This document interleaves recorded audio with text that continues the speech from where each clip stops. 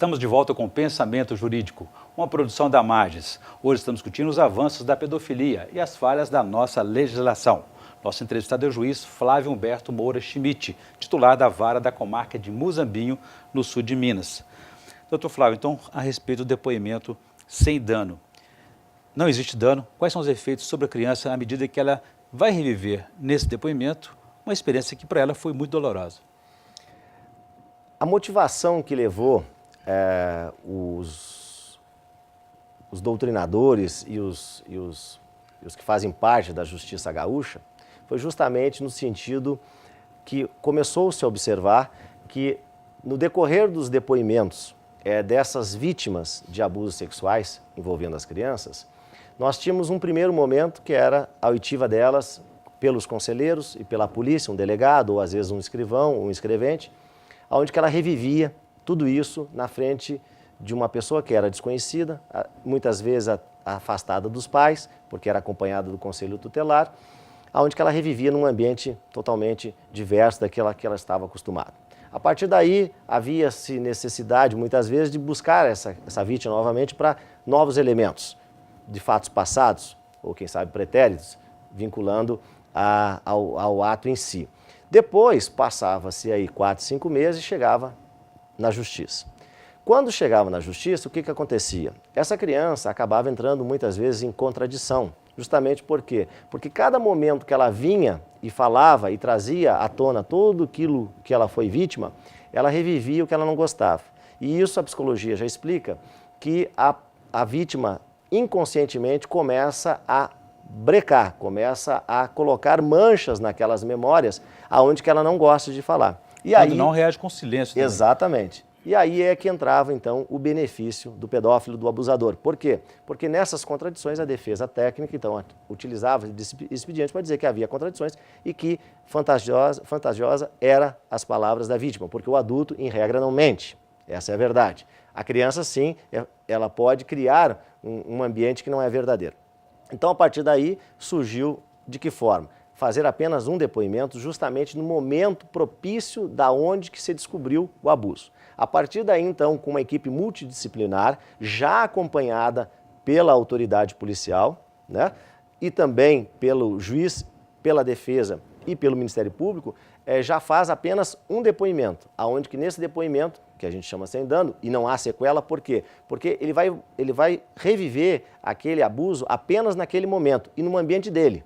Num ambiente de que forma? Aonde que nós temos ali uma sala que tem lápis de cor, que tem papel para ela desenhar, que tem brinquedos, que tem qualquer tipo de material que é próprio dela. Inclusive isso a gente utiliza antes, porque a gente investiga antes de ouvir o menor do que ele mais gosta, para ele ficar muito à vontade. Se ele gosta de sorvete, vamos colocar um pote de sorvete. Se ele gosta de videogame, um joguinho especial, vamos colocar um videogame sentido especial para quê? Para que ele fique naquele ambiente dele e aí a equipe técnica, geralmente acompanhado por uma instrução do magistrado e questionamento, inclusive, pela própria defesa e pelo Ministério Público, através de ponto, que a gente possa, então, reviver esses momentos e colher. Esse material é totalmente isento de qualquer interferência de pessoas que não têm conhecimento sobre a área psicológica e mental desses abusadores. Mas o depoimento fica no processo. Esse depoimento é gravado em mídia de DVD e ele acompanha o processo. Ele é transcrito pela Polícia Civil e a partir daí ele fica no processo, inclusive em grau de recurso, pode ser tanto no segundo grau como nos casos recursos especiais ou extraordinários, se for o caso, poderá ser visto isso sem a utilidade de formalidade que não aquilo que foi visto. Porque a gente costuma dizer assim, o que os olhos veem, a gente acaba tendo mais confiança, porque a gente, embora não seja técnico no assunto, a gente consegue verificar a reação da criança, se ela está ali falando de um método diferente ou não. Então isso auxilia também na percepção de um homem médio, porque eu costumo dizer, isso é natural, que o direito natural está em cada um. Qualquer criança sabe que pegar uma coisa que não é dela é errado. Ela não sabe por quê, mas que ela sabe que é errado é. Então esse é o direito natural. Então isso está na consciência de um cidadão, de um homem de capacidade mediana, que somos nós, né? Então, por conta disso, essa facilidade desse material. E isso vem auxiliar de sobremaneira, justamente para nós não causarmos, então, o dano a essas vítimas e termos elementos fortes para que nós possamos, então, aplicar o direito a esses abusadores. Mas não pode ser forçado. Se ela não quiser se manifestar, não teremos depoimento. Não, nós não teremos, inclusive, vai à mídia da forma que a gente obteve o resultado. Atualmente, como não existe uma legislação específica sobre esse assunto, o que a gente vem adotando, pessoalmente eu, é pedindo autorização para a defesa que esse método seja julgado, justamente para depois ela não alegar uma nulidade de que não foi colhida a prova pelo magistrado. Porque eu imagino que é um momento muito delicado para a criança, porque ela pode estar, inclusive, fazendo um depoimento acusando um agressor que pode ter uma relação afetiva muito próxima dela. Com certeza. E esses órgãos de segurança, eles estão preparados para lidar, ter sensibilidade para lidar com essa situação da criança? Não, infelizmente não.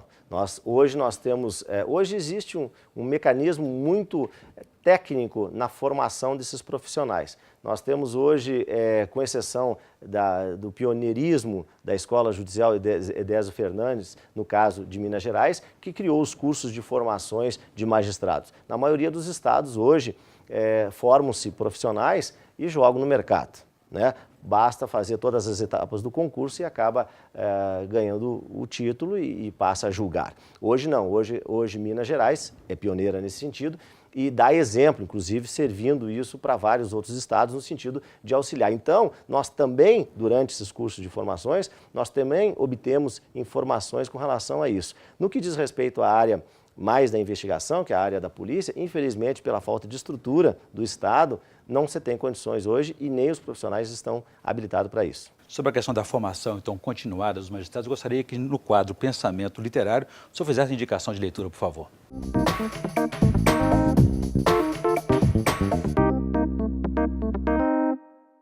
Eu acho que dentro do que a gente está discutindo, esse é um livro excelente de uma conterrânea da desembargadora Maria Berenice Dias, inclusive é integrante do Instituto Brasileiro do Direito de Família, e é um livro que trata sobre o incesto e alienação parental. Justamente são as realidades que a justiça insiste em não ver. Esse livro, quando ele foi editado, na realidade não é apenas uma leitura, e sim são vários artigos que tratam sobre vários assuntos, principalmente da área técnica.